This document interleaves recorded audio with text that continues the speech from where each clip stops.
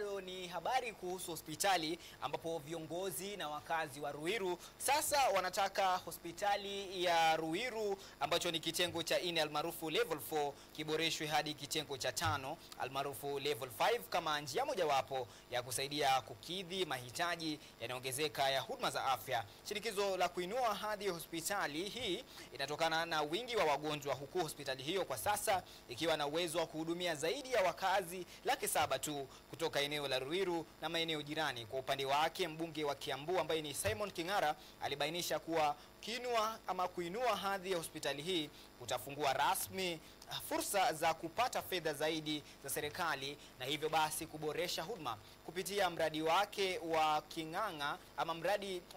Mbunge huyu alitoa vifaa muhimu vya kusaidia katika kutoa huduma muhimu katika hospitali hiyo. Kwa mujibu wa madaktari katika hospitali hiyo, pia wakiongozwa na Daktari Patience Wanjiru pamoja na wakazi wengine, walisisitiza umuhimu wa kuboresha miundombinu ili kutoa huduma bora na maalum kwa jamii kwa ujumla. Hii imepandishwa ngazi kutoka kitengo cha 4 mpaka kitengo cha 5 ukipenda level 5 ndio iweze kufaidika na ufadhili mwingi unafanyika hapa nchini, ukizingatia kuwa hiyo ndio ni bunge lililo na watu wengi. Kinatakiwa kuwa hapa cha muhimu sana ni theater, kwa sababu ile theater iko hapa ni dogo, na vile chumba cha kuwekea maiti, kwa sababu wakati hospitali inakuwa kubwa mambo kama hayo hupatikana.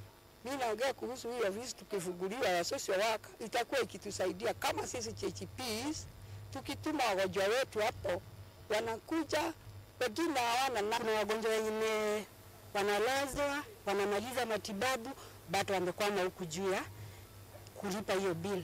Lakini sasa social work ikiingia kutakuwa shwari.